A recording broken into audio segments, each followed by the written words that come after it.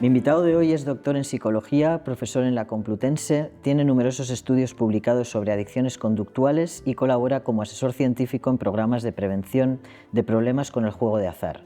Él es Juan Francisco Navas, coautor del libro Trampas, publicado por Yonki Books, donde una de las cosas que dice es el trastorno por juego de azar, también conocido como ludopatía, juego patológico o adicción al juego, es uno de los trastornos psicopatológicos con mayor riesgo de acabar con quien lo padece quitándose la vida. Bienvenido, Fran. Muchas gracias, Ayala, por la invitación. ¿Hay mucho suicidio por culpa del juego de azar? Pues los estudios que vemos dicen que sí. O sea, dentro de todos los trastornos mentales que existen, pues tristemente en el juego de azar es uno de los que más casos se identifican. El por qué es una incógnita, pero claro, si nos ponemos en la piel de la persona que apuesta y ha perdido todo el dinero que tiene, se ha arruinado de por vida, o peor, se pueden haber endeudado. Es decir, no solamente es que hayas perdido todo tu patrimonio, ¿no?, sino que puedes tener que hacer frente a un montón de deudas acumuladas, algunas que no vas a poder pagar en tu vida. Claro. Pues si te pones en esa piel, pues ese malestar, esa angustia, pues tristemente para algunas personas les lleva eso. Sin embargo, oímos siempre mucho más hablar de sustancias, ¿no? E incluso cuando oímos sobre la muerte, se habla de sobredosis, ¿no? Siempre estamos en torno a las sustancias y muy pocas veces en torno a las apuestas o al juego de azar. Claro. A ver, es que hay una especie de guerra de datos. O sea, es muy difícil luego hacer estudios sobre esto, ¿no? Por el estigma que tiene, porque no siempre se registra. Pero yo creo que es importante hablar de ello, y hay asociaciones de personas que han tenido problemas con los juegos de azar que le están intentando dar visibilidad a esto, no solo en España, ¿no?, sino en diferentes países del mundo, ¿no? Eso es una realidad y no se puede ocultar.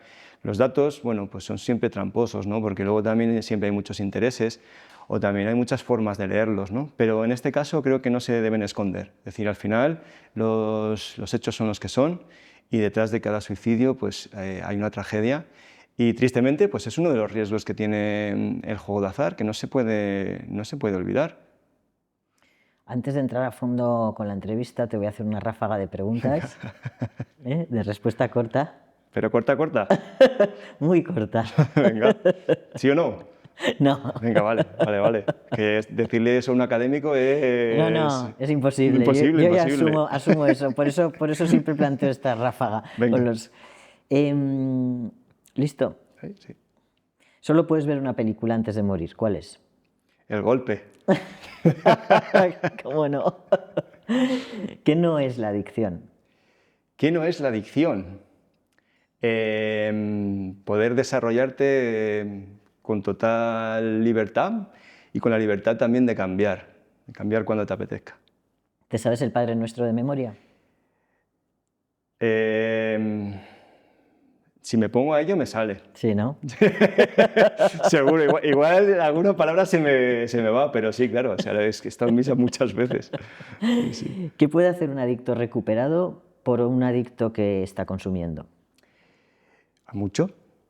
De primeras, entenderlo con compasión, que eso es una cuestión que viene muy bien también cuando estás trabajando con una persona adicta, que no sienta culpa la persona de cualquier cosa que le pase, y creo que desde ahí sí que se puede hacer un montón, la verdad. ¿Has apostado alguna vez? ¿Alguna vez? Y estoy aquí, eso es que no me he ido tan bien. No. Alguna vez, sí. ¿Y estás aquí o estás en la Complutense? También, sí. No me ha ido tan bien.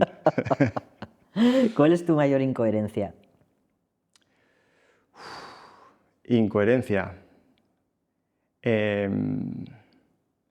me dedico al tema de los juegos de azar y de vez en cuando juego loterías. ¿Juegas loterías a veces? De vez en cuando. Luego, si quieres, cuando no sea rápido, te digo el porqué, pero sí que lo vivo como una incoherencia. Sí. ¿Legalización del cannabis, a favor o en contra? A favor, con letra pequeña.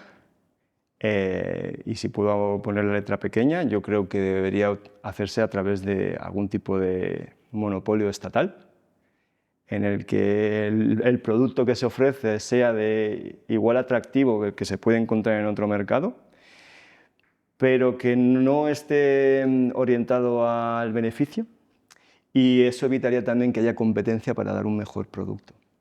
Qué maravilla de respuesta. Es la primera vez que me responden de forma tan concreta y además con una alternativa, ¿no? Legalización sí, pero con tales condiciones. ¿Qué envidias de los demás? La respuesta fácil es el pelo. Yo envidio la altura, la tuya en concreto. Oye, tu pelo, entonces estamos aquí envidiosos. En general no lo siento mucho, ¿no? Envidia, pero sí que igual hubiese envidiado más oportunidades para encontrar mi camino pronto. ¿Qué es lo peor de investigar en España?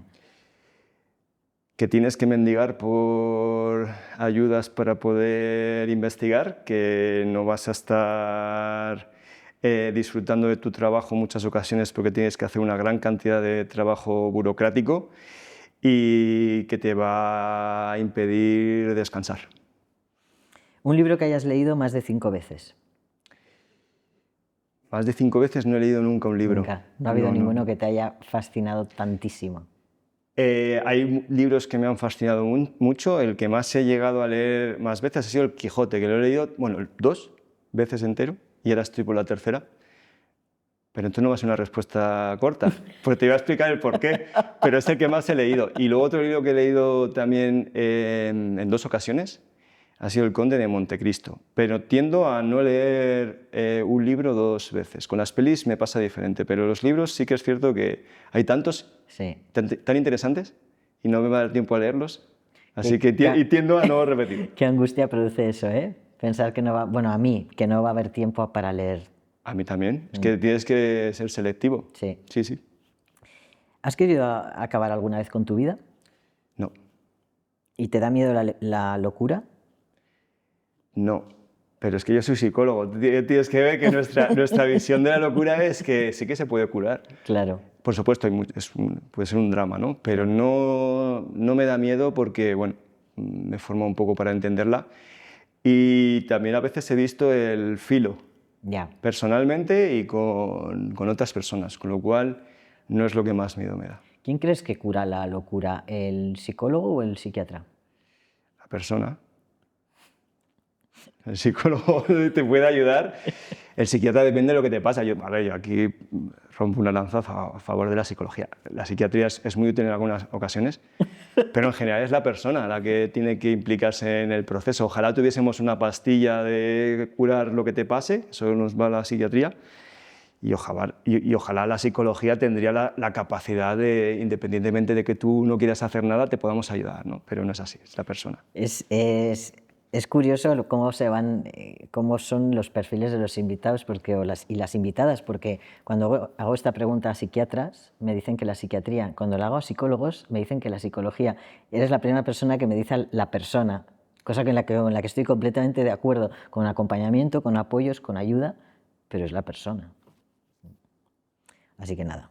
Bueno, me alegro de coincidir contigo, pero es que es lo que pienso. Sí. Y aparte dentro de la psicología también creo que es la mejor aproximación. De hecho también hay un movimiento psicologicista que intenta explicar todo a través de la psicología y como la psicología es la única herramienta y no. O sea, al final la psicología es una respuesta, pero tiene muchas lagunas. Y yo creo que todavía estamos investigando. De hecho, es que mi campo de investigación son las adicciones, pero también investigo en cómo mejorar las terapias. Y hay una cosa que me interesa mucho, que es cuando la gente no necesita terapia. Una intervención de no intervención. Yo evalúo a la persona y tú concluyes, después de haber visto lo que le puede pasar, que no necesita terapia, que igual lo que necesita es un pequeño apoyo puntual o igual necesita otro tipo de organización. Entonces, no todos los problemas psicológicos pasan por una solución individual. A veces, si tú sientes malestar por una situación estructural, lo que se necesita es cambiar la estructura, aprender a protegerte, pero muchas veces no necesitas terapia. Y eso es una cuestión que creo que también se tiene que recordar. Sí. Estás hablando y me estás recordando a mi pareja, que cuando hablamos de esto, ¿no? A veces me dice, tú estás súper psicologizado porque tu vida te ha llevado ahí, ¿no? A muchísima terapia porque has necesitado muchos apoyos, pero hay cuestiones que se resuelven viviéndolas, ¿no? Bueno, espero que no vea esta entrevista porque me estás dando la razón y a mí me da mucha rabia, ¿no? Yo siempre digo, tienes que ir a terapia para resolver este tema, ¿no? Dependiendo del tema, igual sí, o sea, que yo pero tampoco bueno, quiero que me linchen luego los psicólogos. O sea, yo también soy educador social, yo juego aquí un poco a... o sea, hay que analizar y ver cuál es el problema. Y cuando se hace eso, entonces ya se puede decidir si realmente lo que necesitas es entrar en un proceso de terapia o necesitas otra cosa. Entonces yo creo que eso también es muy importante y de hecho las prácticas basadas en evidencia en psicología, que nosotros intentamos trabajar desde ahí, apuntan hacia eso. O sea, hay que ver, ¿no? Porque a veces sí y otras veces no. Yo me alegro que la gente quiera ir a terapia porque creo que eso es algo bueno, ¿no? Porque al final que las personas empiecen a pensar en la importancia de la salud mental y cómo eso se puede traducir en que busques ayuda psicológica y que eso no es ningún problema, es genial. Pero también quiero recordar a los profesionales de la psicología y a la muy poderosa industria de la farmacología y la psicoterapia que no todo se puede tratar desde ahí, ¿no? Que hay muchos factores que se escapan de lo que sabemos tratar. sí. Háblame de por qué apuestas o por qué juegas a la lotería. Pues mira, lo primero es que suelo comprar los décimos de lotería de mi facultad de psicología, porque tengo el arrepentimiento anticipado, que es que no quiero que les toque y ver a los catedráticos de mi facultad bailando por los pasillos y yo con mi cara de decir, pero si yo soy el último mono de aquí y ahora qué, ¿no? ¿Ahora qué? Eso me lleva a comprarlo a regañadientes, ¿eh? Sí. Pero luego de vez en cuando juego a la primitiva. Y aquí es porque también tengo un tema con mi pareja que nos picamos de vez en cuando, ¿no? Y a veces lo compra ella, y entonces, claro, en contraprestación me toca comprar a mí de vez en cuando, porque ella me dice, a ver, los 3 últimos boletos los he comprado yo, si me toca, aquí te quedas yo. ¿Esto qué pasa? Compramos de manera muy frecuente y muchas veces ni lo miro. Igual, yo qué sé, yo al final tengo 3 boletos y luego voy a ver si me ha tocado. Pero en general tampoco me gusta, no sale de mí y no me acuerdo nunca, ¿eh? O sea, pero sí, es una cuestión que cuando lo hago digo... Sí.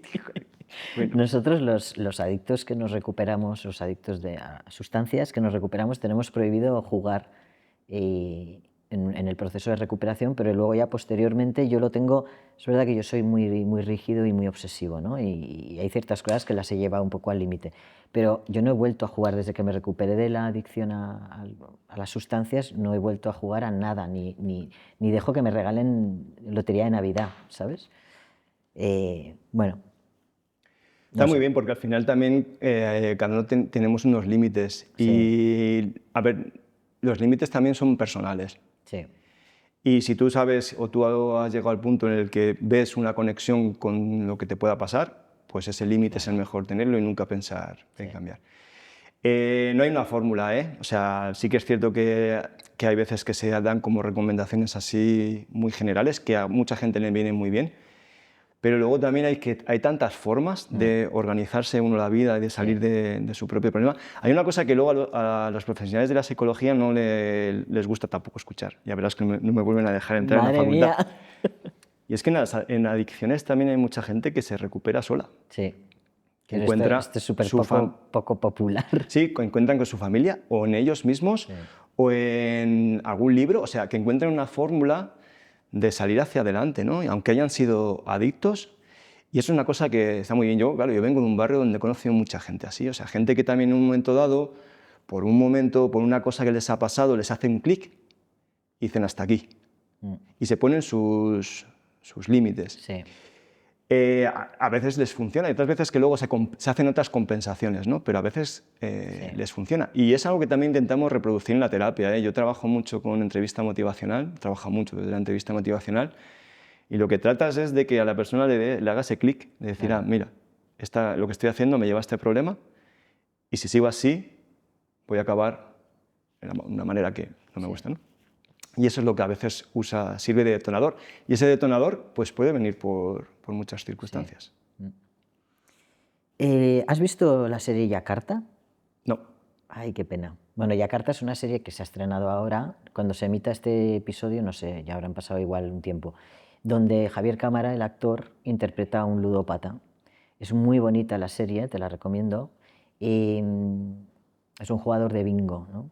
Y se va viendo un personaje al que vas a ratos cogiéndole manía, ¿no? Rabia de decir, pero ¿cómo haces eso? Compasión, porque luego ves la miseria, ¿no? Que vive él personalmente. Y yo te quiero preguntar por qué la gente que está en torno a nosotros, en torno a las personas que desarrollamos una adicción, se mueven entre la pena y la rabia. Me apunto la recomendación, Mm, la veré, porque ya sabes que me gusta mucho el cine relacionado con los juegos de azar y sí, demás. Esa ambivalencia que pueden sentir las familias tiene que ver con que las familias no tienen el foco dentro de ti. Entonces, muchas veces también juzgamos desde la posición que ocupamos, ¿no? No es lo mismo ser el actor que el observador, ¿sí? Pero igual es un reflejo también de lo que sienten las personas que tienen una adicción. A veces sientes compasión por ti y otras veces sientes una profunda culpa, ¿no? También dependiendo un poco de tu recorrido, ¿no? Entonces yo creo que es algo muy humano, ¿no? el movernos en esas dos cuestiones. Hay una parte de la rabia que sienten las familias que tiene que ver con que a veces no se entiende el esfuerzo que puede haber detrás de recuperarse, ¿no? Y todas las ambivalencias y todos los conflictos y los pasos para atrás y demás cuestiones, ¿no? Que no se entienden porque al final también la familia como que tiene prisa porque tú salgas de ese problema por la preocupación. sí. Y es algo que también cuando se hace terapia psicológica intentamos romper, ¿no? Que es como intentar mostrar a la persona que tú eres capaz de entender eso y recogerlo y ayudarle a hacer algo con ello, ¿no? Pero claro, eso es un ejercicio que requiere mucho trabajo y luego una posición, porque la posición que trabajamos desde la psicología es una posición como de al lado, ¿no? Pero es una posición en la que en el fondo hay una separación clara entre la persona Ya. y el profesional, pero con la familia no. Yo tengo muchos amigos que han tenido muchos problemas con las drogas, algunos de ellos han muerto y esa ha sido una frustración también de decir, pues no les he podido ayudar, ni hubiese podido, porque al final cuando he intentado dar un consejo a un amigo, lo he hecho con una emoción Ya. que no he hecho nunca cuando he estado haciendo terapias. Yo he hecho ensayos, sobre todo mi experiencia en clínica ha sido con ensayos clínicos. Y cuando he estado haciendo esos ensayos, yo recuerdo mi interior, ¿no? Muy vinculado a esa compasión y a entender desde fuera cómo tú puedes ayudar a la persona para que se dé cuenta, ¿no? Pero cuando he hablado con gente de mi entorno, me ha resultado imposible, porque al final es que me va algo también, es como que soy parte Claro. o las consecuencias de lo que haga mi ser querido me van a influenciar, ¿no? Entonces, no verse arrastrado por esa conexión es muy complicada. Sí. ¿Por qué somos capaces de gastarnos los ahorros de la pareja, de la familia? Eso contado así no se puede entender, Mm, porque eso no es que yo hoy estoy en la nada y mañana me gasto todo mi dinero. Para poder entenderlo hay que entender las adicciones como algo que se construye, algo que se aprende. Tú empiezas un día y ese día te lleva al segundo y al tercero, ¿sí? Entonces va a llegar un momento en el que la persona ha perdido el control. ¿Por qué te llegas a gastar eso? Habría que verlo, cada persona, ¿no? Pero muchas veces una de las fuerzas que explica todo ese torrente de perder dinero en el juego de azar tiene que ver con intentar recuperar las pérdidas, por un lado. Es decir, al final, el dinero que me he gastado es tan grande que la única solución que creo que puede haber a ese problema es seguir apostando. Pero luego hay otra cuestión que también a mí me llama mucho la atención, que es cuando la gente ya ha perdido la esperanza de ganar. Y la única forma de seguir evitando y evadiendo ese problema es seguir apostando. ya. Entonces, es como decir, ya no juego para intentar paliar eso. Voy a coger todo el dinero que me queda y yo voy a seguir como en este mundo aparte, porque al final los juegos de azar, una parte de ellos, en su diseño, esconde una forma de entrar en ese estado de separarme de todo, ¿no? Claro. Entonces, esa sería para mí como la doble vía que puede explicar por qué una persona va a entrar en esa espiral de pérdidas y no hay límite. Habrás hecho referencia a cómo la industria o el diseño de los juegos de azar te logran que tú te separes de tu realidad, ¿no? De que te evadas. Eso los espectadores seguramente lo entienden muy bien con el alcohol, con el cannabis, ¿no? Con las drogas en general. ¿Cómo hace la industria, cómo hace el juego para provocarte esa sensación? A ver, lo primero, en el núcleo central está el juego de azar. El juego de azar es independiente de la industria. Es decir, el juego de azar es yo tiro un dado y apuesto sobre ese dado. Lo puedo hacer ahora o lo puedo hacer con unas tabas o con unos huesos, con lo que sea, ¿no? Entonces, el juego de azar tiene algo que como que nos atrae a los humanos, ¿no? Por esa incertidumbre. ¿Qué ocurre? Que sobre ese núcleo que son los juegos de azar ha habido un proceso de mercantilización. Entonces, si lo comparamos los juegos de azar actuales con las primeras máquinas tragaperras, se puede ver muy bien ese proceso. Las máquinas tragaperras recogerían esa idea de cómo ver girar cosas que no sabemos qué va a salir y con la que podemos ganar dinero, nos captura la atención, nos excita, ¿sí? Y lo ha ido sometiendo a un proceso de refinado hasta que llegan a las máquinas tragaperras actuales, que claro, que son como un Ferrari. Simplemente el diseño interior. Si tú ves cómo funciona una máquina tragaperras ahora, vas a ver que el ciclo de la apuesta es muy rápido, que ese ciclo de la apuesta incluso se puede ajustar a lo que quiere la persona. Es decir, en general igual, ¿no? Los humanos, cuando empiezas a jugar una máquina tragaperras, el punto de deleite, que sería como el punto en el que mayor capacidad de atención y de excitación vas a sentir, es en torno a 2 segundos. ¿Sí? Pero claro, eso es al principio. Si tú empiezas a tener un entrenamiento con las máquinas tragaperras, pues esos 2 segundos igual hasta te parecen una eternidad. Entonces lo que hacen las máquinas tragaperras actuales es o bien aprender de ti, si estás jugando online, van aprendiendo a ti de cómo interactúas con la máquina para acelerarse, o incluso puedes programarla tú para que sea más rápido. Entonces a día de hoy puedes encontrar ofertas de máquinas tragaperras que son en torno a 1 segundo. Entonces tú date cuenta que tú has puesto en piloto automático, has metido el dinero, ¿sí? Has puesto en piloto automático la máquina tragaperras y lo que vas a estar viendo es como un espectáculo que es pa, pa, pa, pa, ¿sí? Guiado por un montón de estímulos, luces, sonidos. Entonces esa forma de estar concentrado en una actividad tan rítmica, tan frecuente, tan bien medida, lo que produce es como una especie de estado de disociación, como que estás un poco hipnotizado. Y te favorece que entres en un estado de trance. Eso no te va a pasar si no juegas a las máquinas tragaperras. Tú juegas ahí y no sabes qué pasa. Pero cuando tienes un entrenamiento, ¿sí? Te va a ayudar a estar. Entonces esto hay que entenderlo con que las personas están durante minutos, a veces horas, en ese estado. Y luego también las máquinas se diseñan para que no haya fricción entre el jugador o la jugadora y la apuesta, ¿sí? Ya no salen en la mayor parte de tragaperras moneditas que tienes que ir metiendo aquí. Tú lo vas a tener un dinero, ¿sí? Y eso se va a ir retroalimentándose solo, de tal manera que tú puedes estar simplemente ahí, incluso sin interactuar con la máquina, viéndolo. Sí, ese es el mundo, ese es el mundo actual de las máquinas tragaperras más avanzadas. Entonces, de las tabas a un producto hiper sofisticado. Claro. Pero ese segundo que dices, tac, tac, es un segundo en el que el usuario, el jugador, está experimentando el anticipar la ganancia. Sí. Y hay pérdida y vuelves a anticipar. Y no has ganado y vuelves a anticipar. ¿Y no has ganado? Sí, sí y no. Porque en el juego de azar hay lo que se denominan recompensas intermedias, que no son recompensas, porque siempre pierdes. Pero hay algunos elementos que se incluyen en los juegos de azar para que la experiencia sea más recompensante. Entonces aquí, a mí, sí, hablando rápidamente, me vienen a la cabeza 2, las pérdidas disfrazadas de ganancias y los ensayos casi gano. Las pérdidas disfrazadas de ganancias se van a experimentar en las máquinas tragaperras multilínea. Estas máquinas tragaperras son, en vez de apostar a la línea central, puedes apostar a la combinación que puede ocurrir entre todas las combinaciones posibles de todas las opciones que tienes, ¿no? 15 líneas, imagínate, ¿no? Entonces, claro, yo puedo apostar un dinero, ¿sí? Y que me toque menos dinero del que me ha tocado.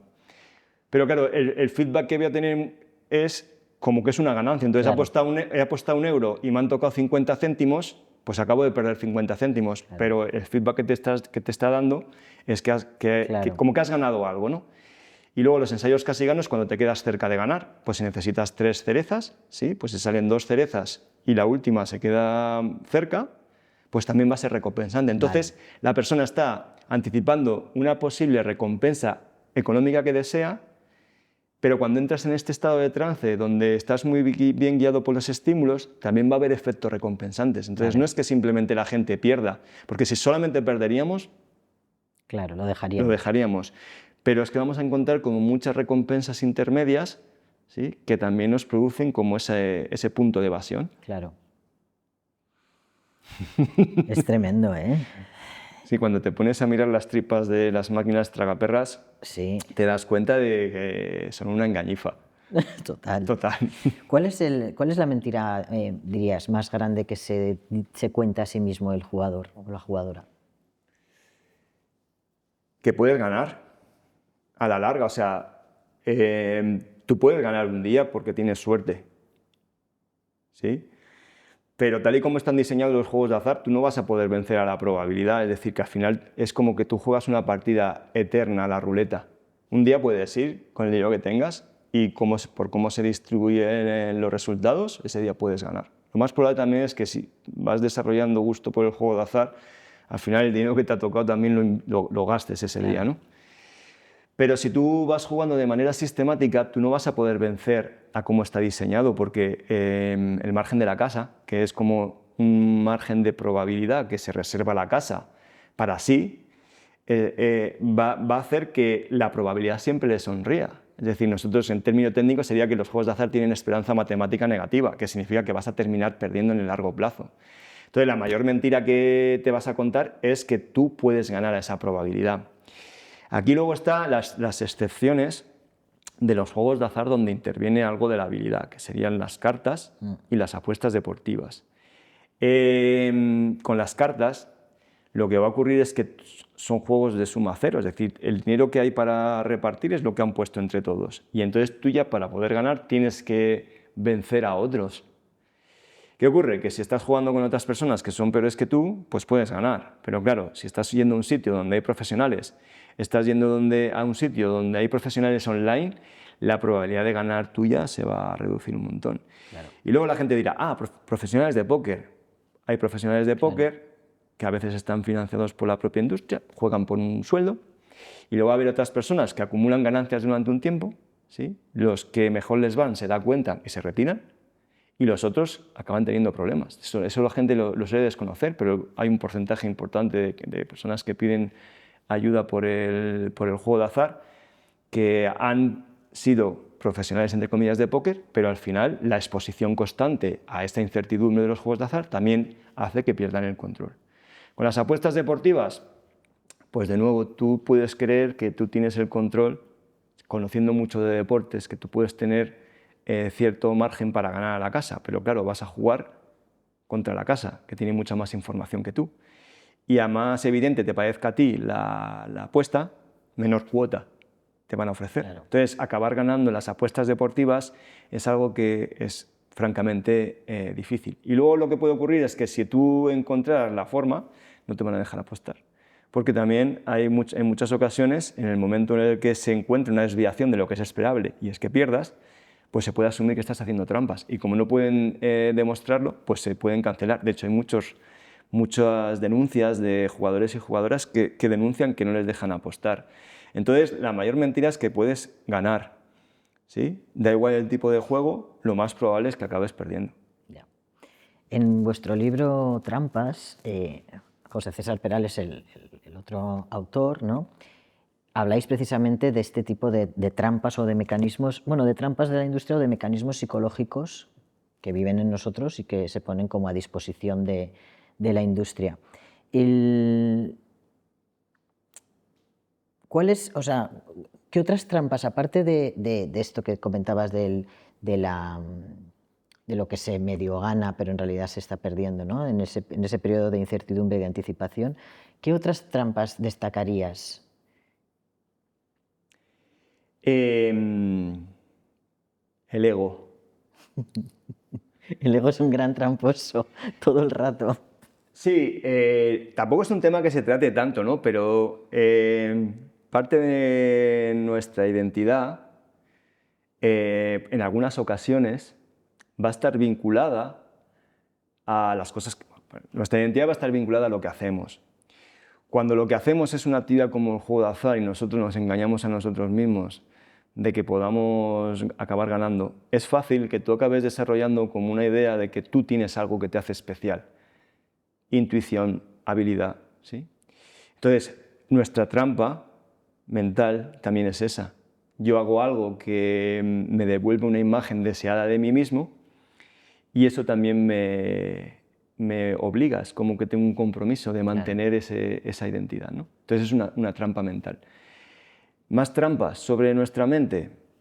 Pues que a los seres humanos se nos da fatal calcular la probabilidad, sí. Se nos da fatal. Entonces estamos diseñados para encontrar patrones, porque eso nos ayuda, ¿no? O sea, si tú eres capaz de encontrar patrones, pues puedes hacer predicciones y sobrevivir.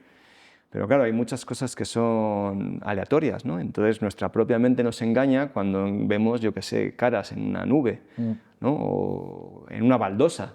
Entonces nuestra mente es tramposa. ¿Qué pasa en los juegos de azar? Que vamos a utilizar nuestra mente para ver patrones. Entonces vemos patrones donde no hay nada. Una cosa que intentamos explicar cuando hacemos prevención con la ruleta, ¿no? Hacemos un juego en el que vamos viendo cómo se acumulan los eventos, siempre suele el rojo, ¿no? Entonces empiezas con 1, te pregunto, ¿qué vas a ir, rojo o negro? Rojo. 50% de probabilidad, ¿vale? Y según van pasando los eventos y te pongo 4, la gran mayoría de personas dice que tiene que salir ya un número negro. Entonces yo les pregunto que por qué. Todo el mundo dice, claro, si es que han salido 4 rojos, tiene que salir un negro. Y eso es la evidencia de que no tenemos ni idea de cómo funciona el azar, porque el azar es siempre constante, siempre es el 50%, pero al ver los 4 números, los 4 rojos allí, es como que intentamos, o sea, pensamos que se tiene que corregir. Claro. Esto se tiene que corregir, se denomina la falacia del jugador. Claro, sobre esa predisposición, luego la industria lo aprovecha y por eso tú siempre que vas a ir a jugar a la ruleta vas a ver un histórico de las jugadas que han salido. Y luego también contamos lo que son los números calientes y números fríos, que vas a tener esa información. Números calientes llevan poco tiempo, o sea, han salido hace poco. Números fríos llevan mucho tiempo sin salir, ¿sí? Lo que induce esa información es a engañarte, ya que tú piensas que, como este número lleva mucho sin salir, pues entonces voy a ganar. Y luego los números calientes, eso es para los enchufados. La gente que está enchufada, ¿no? Decir, joder, han salido 4 rojos, es que va a seguir saliendo rojo porque yo estoy en racha. Claro. Entonces van a apostar a los números calientes. Aunque es una tendencia menor, para la gente comete más la otra falacia, para la casa de apuestas es fantástico, ¿no? Yo tengo un grupo de 20 personas, 18 cometen la falacia del jugador y es que creen que va a salir el negro, y los otros 2 se piensan que están en racha y van a apostar al rojo. La conclusión es que todos siguen apostando. Claro. Esa es una trampa, y si por trampa nos gastamos la entrevista, solo hablando de trampas. Hay un montón de trampas. ¿Qué momento del ciclo de la apuesta es el más adictivo? ¿El que hemos hablado antes? Sí, en esa incertidumbre. O sea, de hecho, cuando explicamos también por qué los juegos de azar son adictivos y por qué no encontramos algo similar en videojuegos o en el móvil o en otras supuestas adicciones comportamentales, lo que le ata a todos, lo que le une a todos los juegos de azar es la incertidumbre. ¿Sí? El ciclo de la apuesta es apuesto algo y pasa un intervalo de tiempo, mayor o menor, hasta que encuentro el resultado. Esa incertidumbre es lo que explica el potencial adictivo de los juegos de azar. Y de hecho hay mucha evidencia a ese favor. Porque cuanto más corta, cuanto más se parece a las máquinas tragaperras, más potencial adictivo tiene. Y cuanto menos, que serían las loterías, menos potencial adictivo tiene. Eso no significa que las loterías no sean peligrosas, porque contribuyen a que se normalice el juego de azar, a entender que el juego de azar puede ser simplemente como algo atractivo y divertido. Entonces es un juego de azar que influye en que la gente apueste por esas vías indirectas, pero es mucho más adictivo las máquinas tragaperras.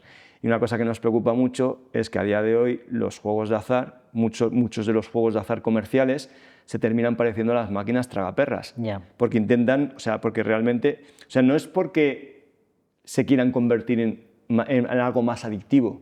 No es eso, no hay una mano negra en la industria de los juegos de azar, que vamos a hacerles adictos a todo el mundo, no.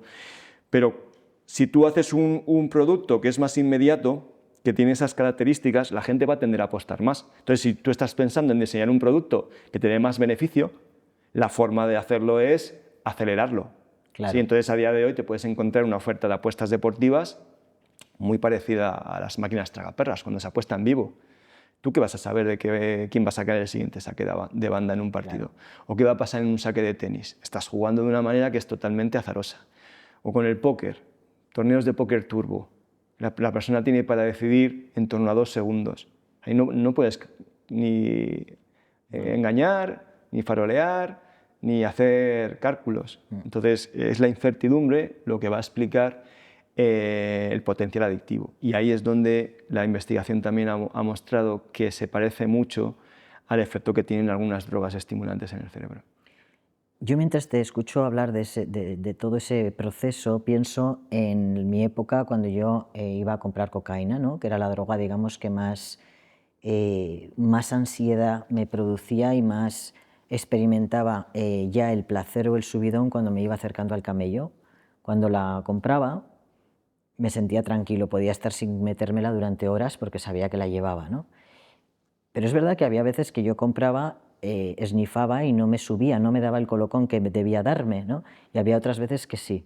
Yo estaba pensando mientras hablabas, pues, ¿en qué se diferencia? Porque está claro que hay una diferencia porque con el consumo lo vas a esnifar y vas a tener un efecto, ¿no? Y no hay tanto el juego o la incertidumbre de si me va a subir o no, excepto en esos momentos en los que la droga te está dando efectos distintos, ¿no?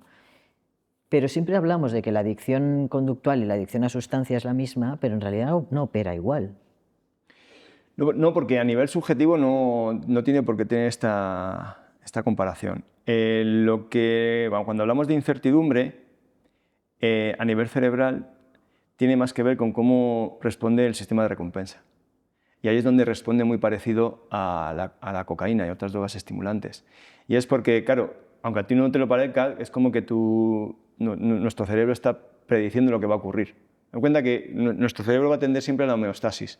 Entonces, cuando tú anticipas, cuando tu cerebro ha aprendido, me digo tu cerebro para entendernos, sí, ¿vale? Pero cuando tu cerebro ha aprendido una relación que es que cuando he quedado con el camello voy a consumir cocaína, ¿sí? Se prepara para la cocaína, para recibirla. Vale. ¿Sí? Eso ocurre con las apuestas. Vale. ¿Sí? Entonces, esa anticipación ya va a ir generando una serie de descargas dopaminérgicas, que es la querencia, es el craving, tengo ganas de consumir. Sí. Y luego está lo que tú vas a obtener cuando la consumes. Vale. ¿Sí? Y ahí es donde tu cerebro también va a analizar eso. Y lo que se va a encontrar es que no se produce como una especie de cierre. Es como que siempre va a haber como una especie de error de predicción. Sí. ¿Sí? Y tu experiencia subjetiva puede ser más o menos positiva, pero a nivel cerebral lo que estás haciendo es cortocircuitarlo. Porque al final el cerebro en circunstancias normales utiliza esto para predecir todo tipo de recompensas naturales. ¿Sí? Entonces es más o menos, acaba prediciendo que si me voy a comer una manzana, esto es lo que me va a producir. Claro. La droga altera esa respuesta, entonces como que vuelve loco, sí, ese tipo de respuestas. Y la incertidumbre esta que es irreducible, porque en el juego de azar siempre se repite una y otra vez, que no se puede predecir, acaba produciendo una alteración similar. Vale. Pero claro, no va a ser una experiencia subjetiva, no tiene por qué ser una experiencia subjetiva similar, ¿sí? Pero se produce como ese cortocircuito. Vale. Fran, yo te he traído una imagen del ídolo de mis sobrinos, sobre todo de uno de ellos, que sale ahí Ronaldo con los, no sé qué juego es, pero el póker, no el... Sí, puede ser el póker. Texas Hold'em, ¿no? Sería sí, una modalidad de póker. Entiendo, sí, póker. Por lo que puede ser. Sí. ¿Por qué siempre vemos en los anuncios a hombres? Porque estos días, preparando tu entrevista, veía a Sobera, veía a Coronado, ¿no? El actor, o sea, iba viendo y todo eran hombres. No he visto ninguna mujer anunciando juego de azar o apuestas. Eso es porque no has buscado el bingo. Ah, no. Salen mujeres, ¿no? Claro, o sea, que también hay una publicidad, una diferencia muy vinculada al género en los juegos de azar. O sea, se orientan en función del público objetivo. Entonces, claro, el póker, las apuestas deportivas se ha vinculado mucho a hombres y por eso vas a encontrar esos modelos. Pero el bingo, por ejemplo, yo recuerdo una campaña de Belén Esteban y Jorge Javier Vázquez Es verdad. vendiendo bingo.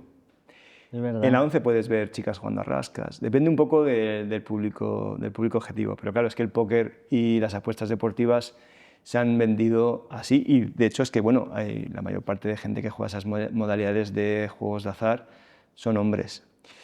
Aunque a día de hoy se va viendo cómo se van difuminando un poco esas diferencias y también hay mujeres que les gustan este tipo de apuestas y hombres que juegan, bueno, siempre ha habido, ¿no? Pero como que se van haciendo más pequeñas esas diferencias, pero aún así se mantienen. Puede ser que el juego de azar en lo que es casas de apuestas, porque yo a veces he tenido alguna entrevista con mujeres feministas que controlan muy bien el discurso y tú empiezas a entender cosas con ellas y hablan de cómo la mujer ocupa el espacio público, la diferencia con cómo la ocupa el hombre, ¿no? El hombre siempre lo ha ocupado el espacio público con una absoluta tranquilidad. Es menos llamativo ver a un hombre levantar la voz en la calle que ver a una mujer levantar la voz. O sea, hay un tema de ocupación. Y yo pienso, si las casas de apuestas estuviesen diseñadas de otra manera o no hubiese hombres, porque una mujer no se mete en un ambiente donde hay todo hombres, ¿acaso no estaría la mujer jugando exactamente igual? Pues es una reflexión súper interesante. Pues quizás sí. A lo mejor es un factor protector para la mujer que estén todos los machirulos jugando a las tragaperras. A ver, no invita a entrar a una casa de apuestas. No, nada. Yo soy un calvo de 2 metros y tampoco me apetece entrar ahí. O sea, son ambientes, lo intentan así, o sea, tienen le han dado como un intento de hacerlo más glamurosas, pero solamente viendo a la gente no te invita a entrar a una casa de apuestas. Pero ¿qué ocurre con los bingos? Igual si vas a los bingos están llenos de mujeres, no lo sé, muy probablemente Puede por los ser. datos que Sí. hay. Entonces, no lo sé, luego también está el tema de la ruleta. A veces también con los chavales lo que nos preocupa es que van juntos, chicos y chicas. Ya. Empiezan a ir juntos. Entonces unos juegan a la ruleta, otros a las apuestas y si no, van a beber. Ya. Entonces, probablemente eso esas diferencias que se van difuminando tiene que ver con que se van incorporando los juegos de azar dentro de las ciudades como una actividad de ocio más. Y a mí me preocupa eso, ¿no? Pero evidentemente yo no soy una persona que me haya invertido tiempo en investigar esta parte, porque es que en España hay investigadoras súper potentes en eso. Y yo lo que intento es aprender de ellas. En España sí que se han ocupado, Sí. pero no es mi área Ya. de conocimiento. Sí, los académicos nos metéis en las áreas que no son de vuestro conocimiento, además. Es que, no, a ver, es que claro, es que cuando tú te das cuenta que... Quiero decir, los no académicos tenemos mucha más soltura a la hora de opinar, pero vosotros no. Bueno, a ver, es que yo me pongo a pensar, digo, joder, es que realmente aquí tendría que estar Ana Estevez, que es para mí la referencia en España de una perspectiva de género en juegos de azar. Entonces yo toco un poco de oído. Sí. Porque al final también asumimos que, claro, que yo que me dedicaba a una cosa muy concreta, he invertido muchos años en entender esto, con todos sus matices, pues cada área del conocimiento tiene eso. Entonces yo creo que es un poco de ser prudente. Sin duda. Sí. ¿Sigue siendo legal que gente famosa haga anuncios de casas de apuestas? A ver, en España ahora mismo se puede hacer en la televisión, en Internet, porque o sea, se prohibió la publicidad de los juegos de azar, excepto unas franjas de 1 a 5 de la madrugada. Bueno, de los juegos de azar que no son bingos y loterías, porque las loterías y los bingos se pueden publicitar fuera del horario infantil, y eso se mantiene. Creo que también los rascas, como loterías instantáneas. Pero el resto de juegos de azar no se podían publicitar, ni en Internet. Pero el Tribunal Supremo falló en contra del Ministerio de Consumo, que había desarrollado este decreto ley, y por un defecto de forma. Lo que decía el Supremo es que la forma en la que se hizo la norma no era la adecuada y entonces tumbó varias cuestiones. Y una de ellas es la publicidad de juegos de azar en Internet. Entonces, en Internet, a día de hoy puede haber publicidad. Desconozco ahora mismo si gente famosa lo puede hacer, pero claro, la gente famosa tradicional es lo que desconozco, pero gente con influencia en redes sociales sí lo pueden hacer. Claro. Entonces son gente famosa, para mí no, pero para los chavales Son y chavalas que gente lo están muy viendo, famosa. y con mucha influencia. Entonces, lo tienen que hacer de una forma, es decir, tienen que estar afiliados a una casa de apuestas y cuando se hace publicidad, se debe decir que es publicidad de juegos de azar, pero la realidad es que vemos que, o sea, por la información que nos llega, es que eso no se cumple como se debería cumplir y hay muchas formas de darle vueltas a esto, ¿no? Entonces, ahora nos encontramos con gente con mucha influencia que puede estar dando información sobre juegos de azar que es muy peligroso, porque mientras que esto no se regule, además con la combinación de que también se pueden dar bonos de bienvenida y diferentes bonos de fidelización, o sea que ahora mismo en cuanto cumples 18 años puedes tener un bono de una casa de apuestas y por otro lado un montón de información de gente que hace publicidad y en el fondo también te engañan en el sentido de que muchas veces están diciendo que es fácil ganar o que tú puedes ganar. ¿Qué es un bono? Bueno, un dinero para... O sea, te lo regalan. Sí, entre comillas. 100 euros para empezar a apostar. Te digo entre comillas porque luego, depende de la casa de apuestas, pues eso tiene mucha letra pequeña. Igual, aunque ganaras, igual no puedes sacar ese dinero. Igual para sacar ese dinero tienes que meter otros 100 euros. Ya. O sea, es decir, te dan un bono para empezar a tener una experiencia y eso es claro, desde el punto de vista de lo que tenemos de datos, eso es un problema porque es una vía de entrada para muchas personas y date cuenta que en el fondo estás teniendo contacto con un agente adictivo. O sea, es decir, Claro. me das 100 euros o me das 200 euros que yo puedo estar jugando a la ruleta a 20 céntimos o a 5 céntimos la ruleta, pues todas las veces que me permita. Entonces, estoy teniendo contacto con un agente adictivo. Ya he comentado antes que todas las adicciones se construyen. Entonces, estoy teniendo ese tipo de primeras experiencias, con un montón de información que me lleva a sobreestimar mis capacidades para ganar, para que me entendáis, ¿no? O sea, yo puedo coger y ser una persona que publica, o sea, que hace un streaming jugando a la ruleta o jugando a las tragaperras. Y yo muestro cuando gano, ¿sí? Claro. Y luego, por otro lado, tengo un bono, otro chaval tiene un bono en el que dice, mira, este chaval, yo he visto que este gana. Claro. Claro, he visto las partes donde gana. Sí, ahora yo tengo ese dinero para empezar a apostar con la idea de que es más fácil ganar de lo que realmente es. Entonces, claro, al final nos encontramos con un mundo que es súper complejo de analizar porque hay una infinidad de intereses.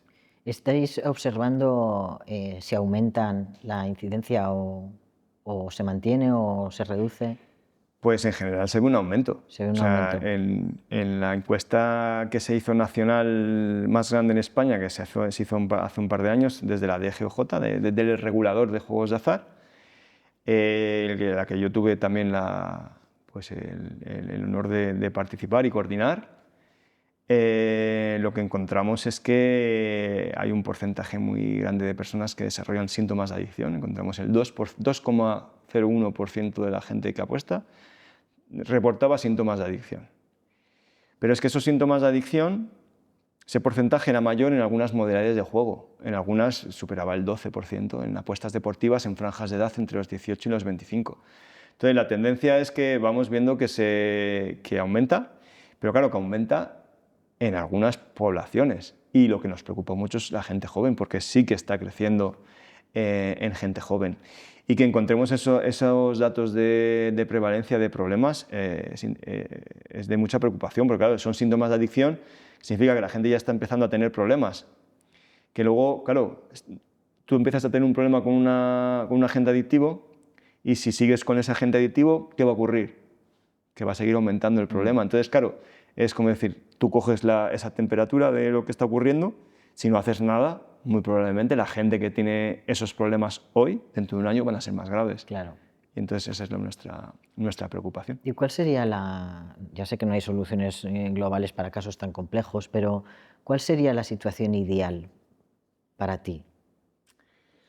Pues la situación ideal sería que cuando se toman medidas se avance hacia la protección del usuario. Mira, voy a copiar una idea de un compañero, es un profesor de la Universidad de Barcelona, Ibai López.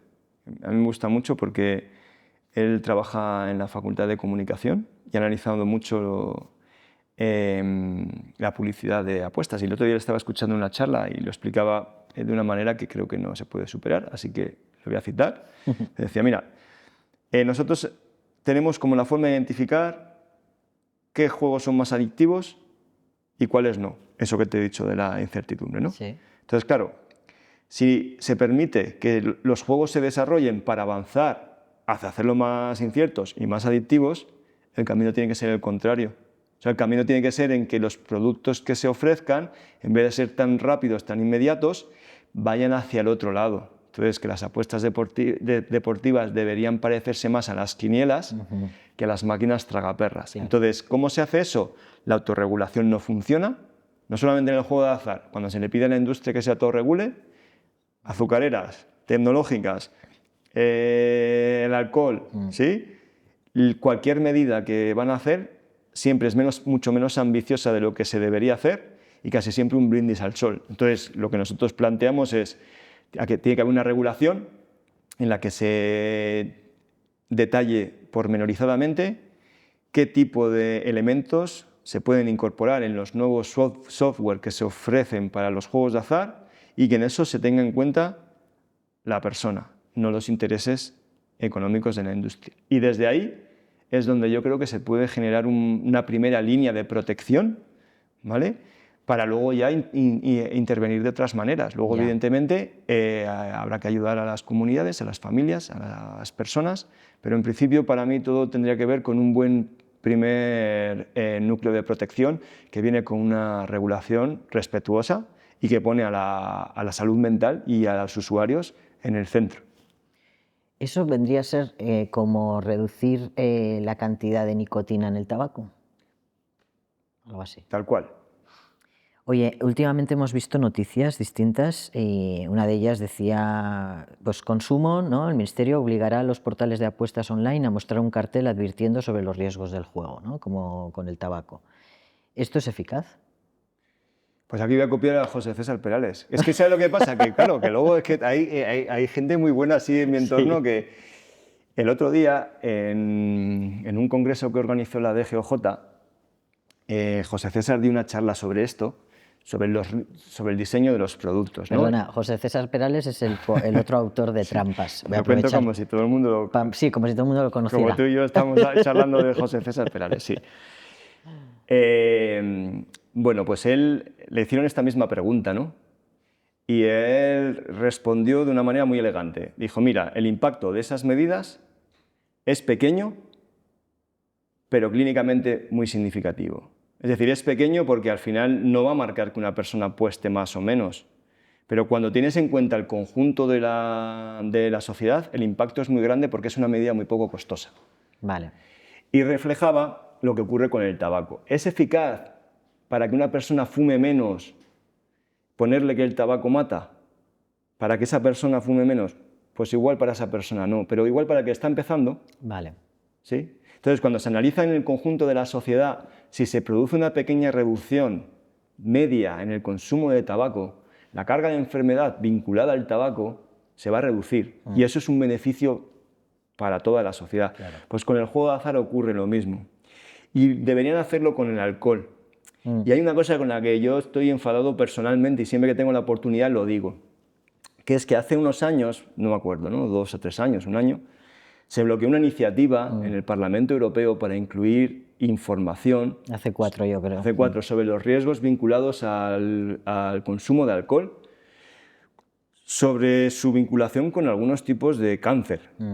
Es una relación robusta, es una relación que nadie duda en el mundo de la ciencia, pero se bloqueó, ¿sí?, que en las botellas de vinos no aparezca. Yo creo que eso, o sea, desde el punto de vista de la salud pública, es un error, porque las personas necesitamos la información.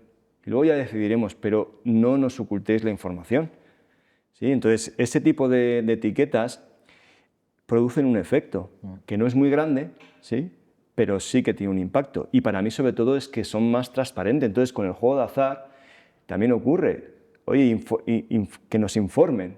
Claro. Mira, el riesgo de apostar, el riesgo de jugar a la lotería es la ludopatía, es desarrollar un trastorno. Vale, luego yo ya decidiré si juego o no, pero ¿por qué me quieren ocultar la información? Eso es lo que creo que como ciudadanos tenemos que demandar. Mi enfado no es como investigador, mi enfado es como ciudadano. ¿Sí? Yo como investigador intento no enfadarme, ¿sí? Pero como ciudadano sí, porque creo que como ciudadano tenemos que exigir a los políticos que sean valientes y que tengan en cuenta la salud mental desde una perspectiva de salud pública, no esos intereses. Entonces, como ciudadano creo que tenemos que mandar. Y cuando alguien me pregunta, ¿qué podemos hacer como familias para protegernos de los riesgos de la tecnología, los videojuegos, del juego de azar? Organizaros como ciudadanos. O sea, porque es más potente. Claro, es más útil, o sea, que te diga qué tienes que hacer tú como familia con el móvil de tu hijo o tu hija, ¿sí? Pero en el fondo es matar moscas a cañonazos. Mira, hay un término que me gusta mucho que es optimismo cruel. No sé si me estoy yendo por las ramas. No, está bien, está bien. Voy enganchando temas. El optimismo cruel es que tú le estás dando una información a una persona, ¿sí?, de cómo protegerse en un mundo que le va a aplastar. Eso me va a decir, mira, bueno, esto se lo voy a copiar ahora de un libro. Johann Hari, que es un periodista inglés, ¿no? Y decía algo así como decir, mira, tienes un problema de diabetes, ¿sí? Y entonces yo te digo lo que tienes que hacer para no comer no sé qué tal, pero luego te quito el seguro de salud. Entonces te doy como un pequeño consejo que tú no vas a poder implementar porque estás en un mundo súper hostil, ¿no? Pues con esto pasa un poco igual. Al final es que claro que puedes hacer algo como individuo, pero a veces son cosas que son muy nimias. Sí. Y nos vendría mejor organizarnos como ciudadanos para exigir que las tecnologías se diseñen de una manera que nos respeten, ¿sí? Sí. Cualquier producto que voy a comprar en un supermercado no tenga que estar dejándome la vista para entender qué voy a comer. Entonces yo creo que es una cuestión que conecta con muchos productos que podemos consumir y que son especialmente opacos. Entonces, para mí esa sería una cuestión fundamental, que nos organizamos y exijamos eso. Mira, afortunadamente ahora van saliendo voces y hay cierta controversia en torno a autores o autoras que de corte muy neoliberal, ¿no?, donde ponen siempre la causa del trastorno mental o de las dificultades psicológicas en el individuo o en su cerebro, ¿no? Y no se tiene en cuenta lo colectivo, que al final es donde nos desarrollamos. Hay gente que tiene reticencia a plantear esto porque es como que exime de responsabilidad a la persona. No es eso. O sea, nosotros tenemos responsabilidades, pero tenemos menos responsabilidad si no tenemos la información. Claro. Y tenemos menos responsabilidad si las cosas que consumimos están diseñadas para engañarnos. Pasa con el móvil, ¿no? O sea, con las redes sociales. El que nos provee ese servicio, las tecnológicas, tienen una información sobre nosotros muchísimo mayor de la que podemos tener nosotros de cómo funciona el dispositivo. ¿Soy responsable? Sí, soy responsable, pero claro, no somos equitativamente responsables. Claro. Entonces, claro, el tema de la responsabilidad, claro, tú tienes que ver con lo que te pasa, pero a más hostil es el entorno, quizás más responsabilidad tendrá las personas que proveen todo este tipo de productos. Sí. En las entrevistas siempre traigo una palabra con el invitado, con la invitada, y yo me acordé que nosotros íbamos a llamar al libro El señuelo, ¿puede ser? Sí. Era el título que proponíais, ¿no? Y que yo decidí cambiarlo con vuestra aprobación. Claro. Por supuesto. Entonces he querido ir he cogido la palabra señuelo y me he ido 200 años antes a ver qué significaba, ¿no?, cómo se describía, y a día de hoy. Entonces, en 1822... la definición era cualquier cosa que sirve para atraer a otra, persuadirla o inducirla, ¿no? Esta era la definición. Y ya no es válida. En 2025 sí, pero le han añadido una cosa. Dice cosa que sirve para atraer, persuadir o inducir con alguna falacia. Y yo te preguntaría, ¿cuál es la falacia por antonomasia en el juego de azar? ¿Qué puedes ganar? Que puedes ganar. Que puedes ganar en el largo plazo. Sí, o sea, si una persona fuera consciente de que yo voy a apostar sabiendo que voy a perder ese dinero y me da igual, ¿sí? Pues bueno, pues ahí estaría un producto más razonable, ¿no? Claro. Igual la gente no querría apostar sabiendo que vas a perder. Por eso se tiene que tener la esperanza. Si no hay esperanza de que vas a ganar más dinero, el juego de azar pierde sentido. Entonces, claro, se diseña para alimentar esa esperanza. De ahí que quisiéramos llamarlo el señuelo. Pero creo que el trampas es mejor. como libro. A nivel comercial, sí. Pero bueno, también es un poco esa, queríamos hacer una alusión a todas esas inducciones psicológicas Sí. que te van a inducir a error. jugar. Mira, hay una cosa que contamos cuando hablamos del alcohol en los juegos de azar, que sí que decimos que el alcohol a veces se utiliza en las casas de apuestas como un señuelo. En mi barrio siempre paso cuando voy a mi casa. Yo soy de Burgos, de Gamonal, si no lo digo y me ve alguien de allí me va a reventar, porque ya sabes que ahí en mi barrio tenemos mucho sentimiento obrero. Allí paso y viene un cartel que te invita, no me acuerdo qué día, el sábado o el domingo, a una cerveza y unas bravas. Te invitan. Sí. La casa de apuestas. Sí. Y ese es el señuelo, ¿no? Es decir, fíjate, bravas y cerveza. Claro. Yo voy ya, bueno, ya. Entonces, hablamos un poco de algunas de estas ofertas que puede haber, ¿no? Cenar, relativamente barato, y lo contamos así, que ese es el señuelo, ¿no? Te pongo algo para que tú vengas y luego ya que estás aquí. Sí. Te he traído un libro, antes de irnos, que no sé si has leído. ¡Ay, qué rabia! Sí, pero porque porque como tienes una oferta de libros interesante, lo tengo. Pues ya se lo regalarás a otra persona. Por supuesto, por supuesto. Porque a mí me hacía ilusión que lo leyeras tú. Lo pensé, digo, igual lo has leído ya. Bueno, finalmente, te voy a hacer una pregunta que, bueno, estás contestando con tanta claridad que yo suelo llamar la pregunta difícil o la pregunta incómoda, pero no creo que lo sea para ti. Hace unos años hubo una polémica grande en torno al presentador de First Days, Carlos Sobera, ¿no? Con el tema de los anuncios.